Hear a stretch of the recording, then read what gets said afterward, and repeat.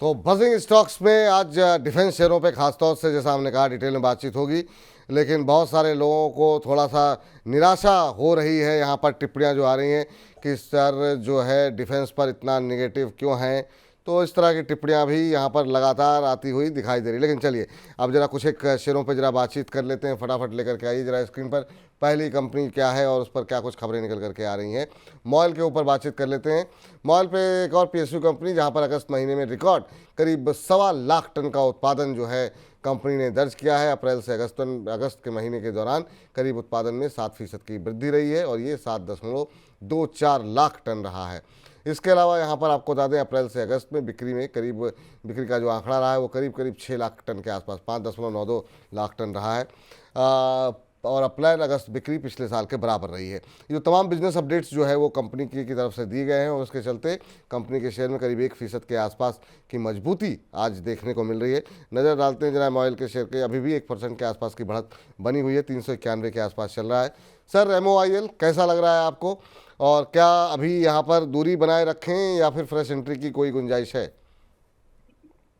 देखिए, दूरी बनाए रखना चाहिए। अगर केवल आप अर्निंग सेल्स और अच्छी न्यूज की बात करेंगे तो अभी हमने थोड़ी देर पहले तनला प्लेटफॉर्म देखा, 5 क्वार्टर से डबल डिजिट ईपीएस यानी प्रॉफिट डबल डिजिट से ग्रोथ आ रही है, सेल्स डबल डिजिट की ग्रोथ है, लेकिन स्टॉक 5 क्वार्टर अच्छे रिजल्ट देने के बाद भी वहीं का वहीं खड़ा हुआ है। तो टेक्निकल जब बाइंग क्लाइमेक्स होता है तो उसके बाद स्टॉक में एक्सटेंडेड बेस बनता है। और ये बेस कब तक कंप्लीट होगा किसी के लिए भी कहना मुश्किल है। बेस कंप्लीट होने के बाद ब्रेकआउट जब आता है तो हर किसी की नजर में वो आ जाता है स्टॉक, या तो वॉल्यूम बेस्ड ट्रेडर जो होता है उसकी नजर में आ जाएगा, प्राइस बेस्ड ट्रेडर है उसकी नजर में आ जाएगा, क्योंकि ब्रेकआउट पे वॉल्यूम प्राइस दोनों एक्शन अच्छा हो जाता है। अब बाइंग क्लाइमेक्स स्टॉक में भी हुआ है। आप देखिए वर्टिकली, जो मैं बार बार कहता हूँ, बाइंग क्लाइमेक्स के बाद 80% चांस होता है कि स्टॉक 50% करेक्ट करेगा और 50% चांस होता है कि स्टॉक 80% करेक्ट करेगा।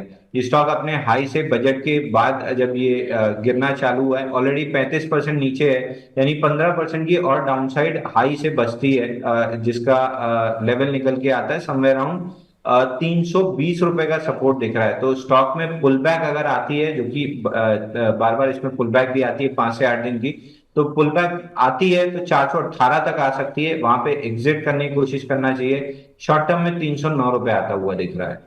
चलिए, तो ये रहा है फिलहाल MOIL यानी पर निकल करके आती हुई। अच्छा, कल हमारे एक दर्शक ने सलाह दी थी कि जब भी आप कोई शेयर पे चर्चा करें तो लाइव प्राइस जो क्या चल रहा है ये बता दिया करें, क्योंकि बहुत लोग देखते नहीं हैं, सिर्फ सुनते हैं। तो उनकी सलाह को हमने माना है और 391 अभी मौजूदा भाव यहाँ पर देखने को MIL पे मिल रहा है। चलिए, इस बीच चलते हैं अगले दर्शक के पास। दर्शक नहीं, पहले अगली कंपनी के ऊपर। लेकिन इस बीच दीनानाथ जी की टिप्पणी आई है। सर थोड़े से नाराज़ लग रहे हैं आपसे और कह रहे हैं कि अंशुल जी हमेशा नेगेटिव क्यों रहते हैं, उनके पास एक ही विकल्प रहता है कि एग्जिट करें और नुकसान को अपना बुक कर लें। तो इस पर आपसे टिप्पणी लेंगे, उससे पहले जरा सुदर्शन केमिकल जरा स्क्रीन पर लेकर के आ जाइए।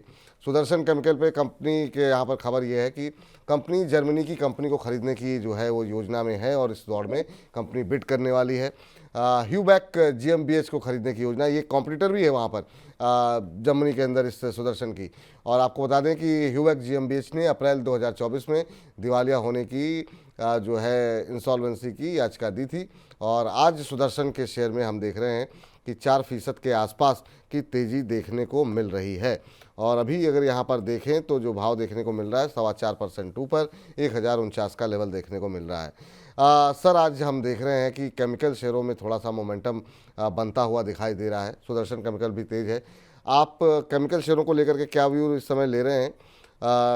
क्या यहाँ पे खरीदारी की जा सकती है? और दूसरा सुदर्शन केमिकल पे आपकी राय?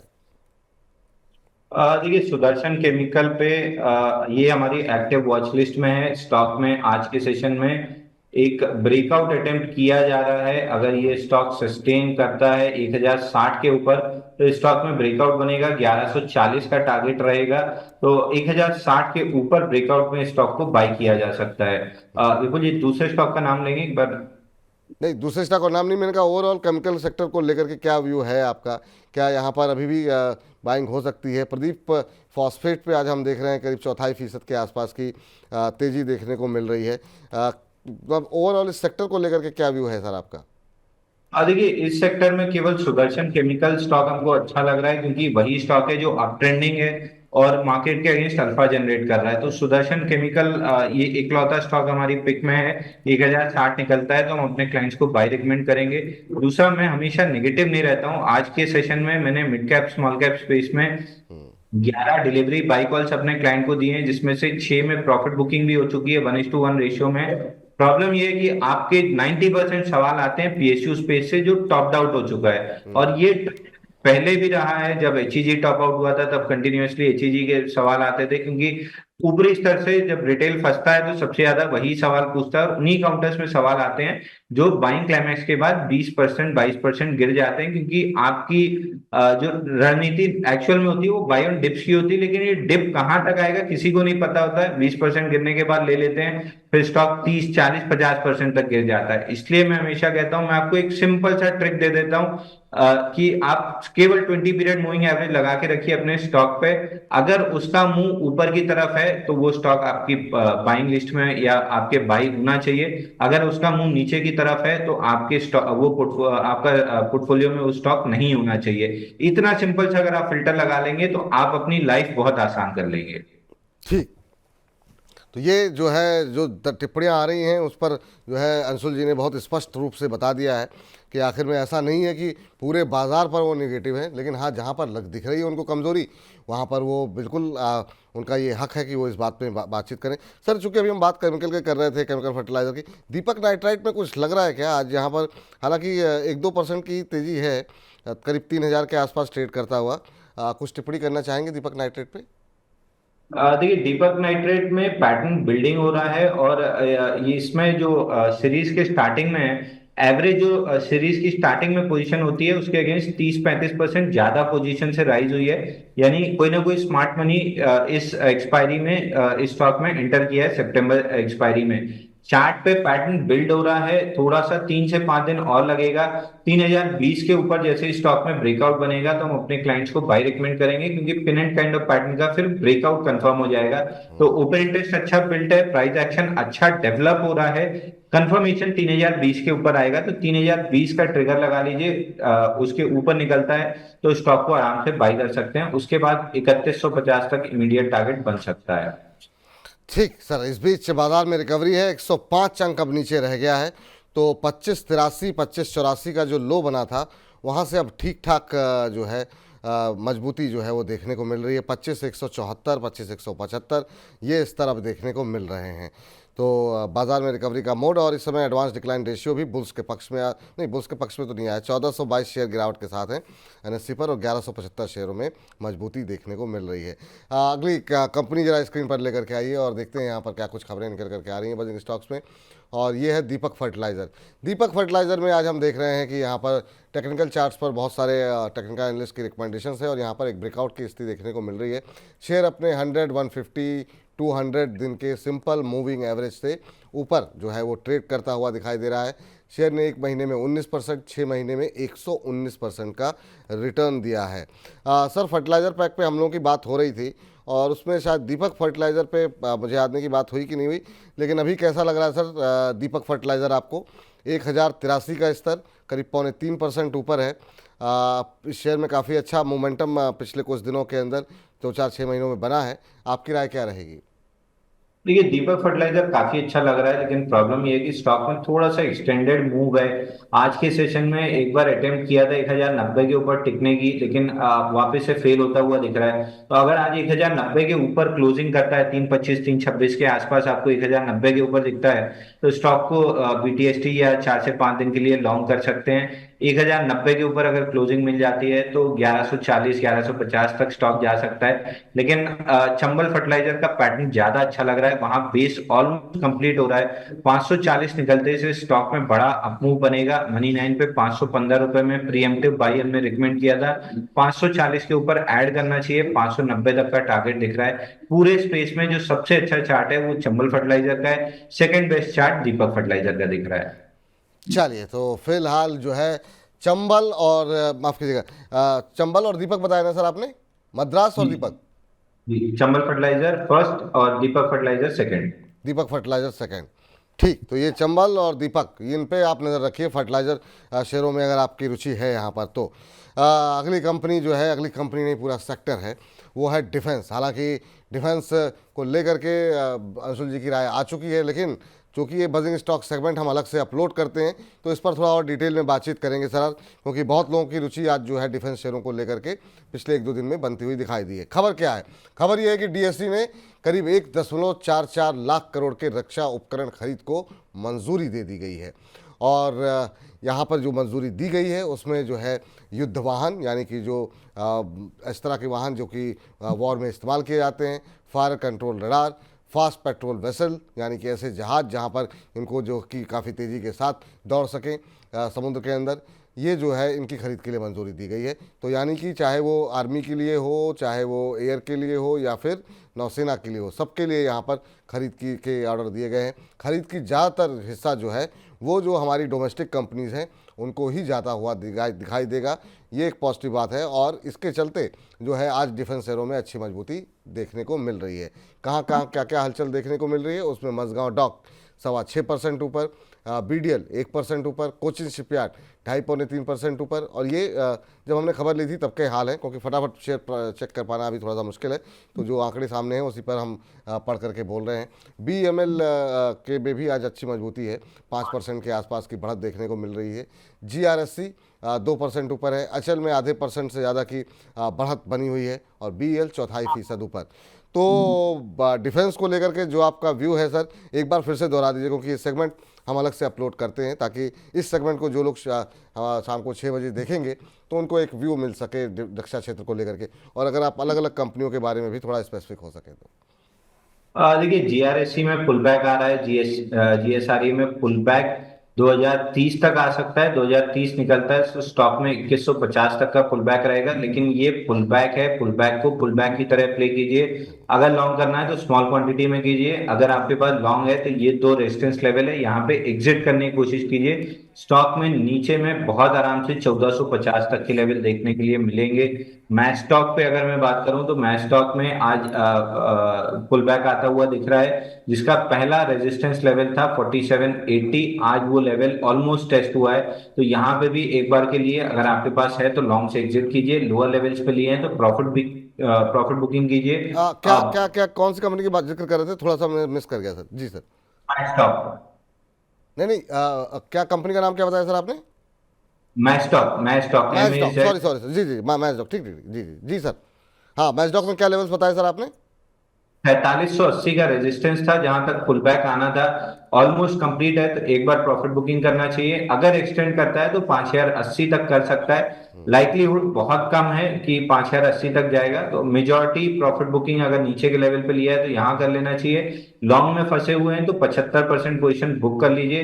अगर बाय द वे एक्सटेंड करता है 5050 5080 तक तो वहां पे पूरी तरीके से लॉन्ग से निकल जाना चाहिए। मैच स्टॉक, जीएसआरई, एससीआई, ये सारे मेरे को यहाँ से 20-22% डाउन साइड दिख रही है।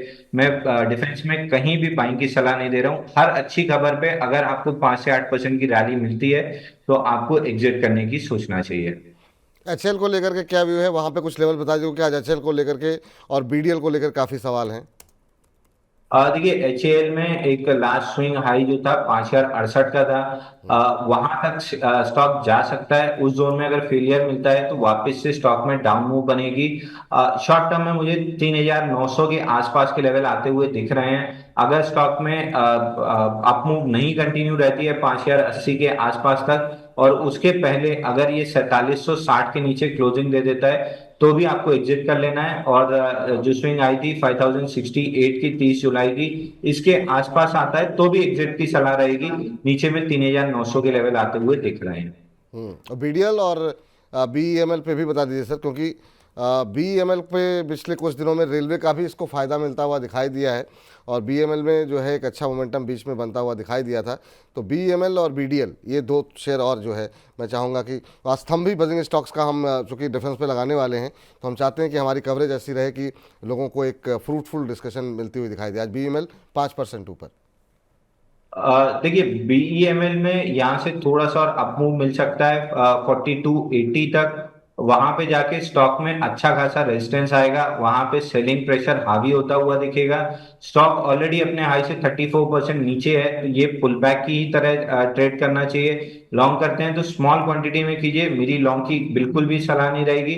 4280 4297 जो ये लो है 23 जुलाई का लो है, 4280 टू बी प्रिसाइज, इस जोन तक पुल बैक आ सकती है, वहां पे लॉन्ग से एग्जिट करना चाहिए, क्योंकि एवरेज वाले सेलर्स का भी सेलिंग आएगी और नीचे से जिसने लॉन्ग किया है, फ्रेश लॉन्ग किया है, उसकी भी प्रॉफिट बुकिंग आएगी। तो हाई लाइकली है 4280 के पास ये पुल बैक खत्म होगा और वापस से डाउन मूव कंटिन्यू होगी।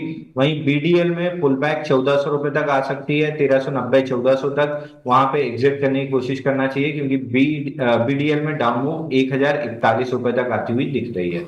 चलिए, तो शॉर्ट टर्म ट्रेडर हैं अगर आप, तो सबको कहाँ तक ये रैली जा सकती है, कुछ लेवल्स आपको बताए गए हैं कहाँ पे रेजिस्टेंस हो सकता है। उसमें जीआरएससी 2030, मझगांव डॉक जो है 4780, एचएल 5068, बीडीएल 1400, बीएमएल 4280।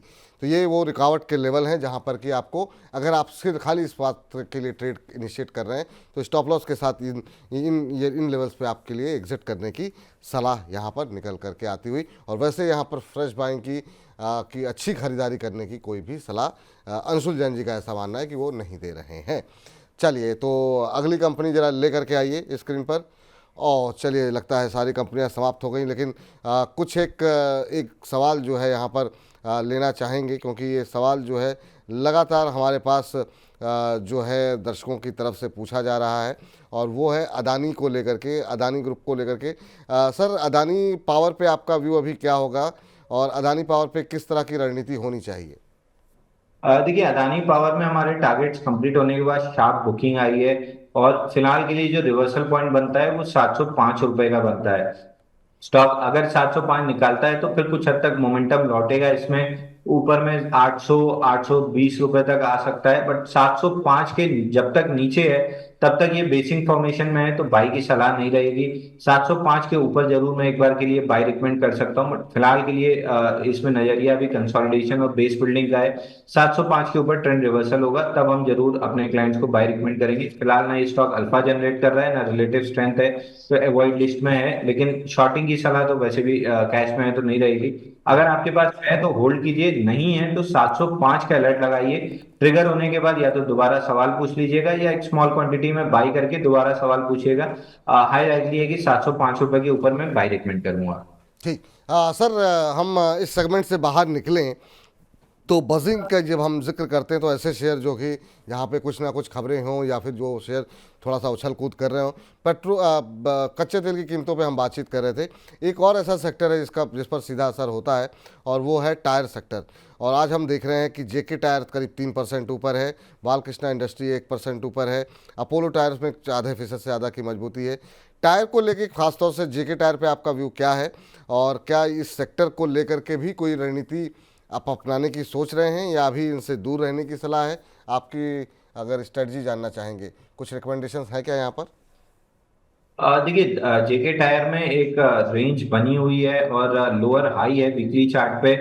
हालांकि रेंज का लोअर एंड 386 प्रोटेक्ट हुआ है, तो रेंज का अपर एंड 463 मिल सकता है। लेकिन रेंज के लोअर एंड से रेंज के अपर एंड फिर वो रेंज प्ले हो गया जो धीरे धीरे आता है। तो अगर रेंज प्ले ही करना है तो फिर एशियन पेंट्स इसी क्रूड की वजह से एशियन पेंट्स को ज्यादा फायदा होता हुआ दिख रहा है कंपेयर टू जेके टायर या टायर कंपनीज। तो अगर रेंज प्ले करना है तो वहां पे प्राइस एक्शन भी बुलिश है एशियन पेंट्स में, वहां कर सकते हैं। अगर करना ही है जेके टायर में तो 463 तक आ सकता है, बट मेरी तरफ से बाय रिकमेंडेशन नहीं है। इस क्रूड ऑयल के प्ले को करने में मेरा ज्यादा इंटरेस्ट एशियन पेंट्स में आ रहा है, क्योंकि पेंट को ज्यादा फायदा होता हुआ दिख रहा है। पेंट्स को ज़्यादा फायदा होता हुआ दिखाई दे रहा है। चलिए, कच्चे तेल की बात हो गई, रक्षा शस्त्रों की बात हो गई, और तमाम चीज़ों को लेकर के बातचीत हो गई है, लेकिन प्रेम कुमार जी कह रहे हैं, विपुल जी, आपका और आपके द्वारा बुलाए गए सभी एक्सपर्ट का बहुत बहुत धन्यवाद। अगर आपका शो ना होता तो हम जैसे छोटे निवेशकों का क्या होता, क्योंकि छोटे निवेशकों को ज़्यादा टेंशन होती है जब बाज़ार नीचे जाता है। सर, खाली छोटे निवेशकों को नहीं, हम लोगों को भी और अंशुल जी को भी बहुत टेंशन होती है आप लोगों को लेकर के, कि कोई ऐसी चूक ना हो ताकि आपका नुकसान हो। भले ही आपका फ़ायदा बड़ा ना हो, लेकिन नुकसान ना हो, इसकी कोशिश जो है वो हमारे सभी एक्सपर्ट की तरफ से रहती है। अंशुल जी हों और बाकी लोग हों, मेरी तरफ से भी यही कोशिश रहती है कि ठीक है, मुनाफा थोड़ा कम बंधे, लेकिन कम से कम नुकसान कहीं पर भी ना होता हुआ दिखाई दे। तो ये इस प्रयास में हम लगातार लगे रहते हैं, और इसी प्रयास के साथ बजिंग स्टॉक्स को यहीं पर समाप्त करते हैं।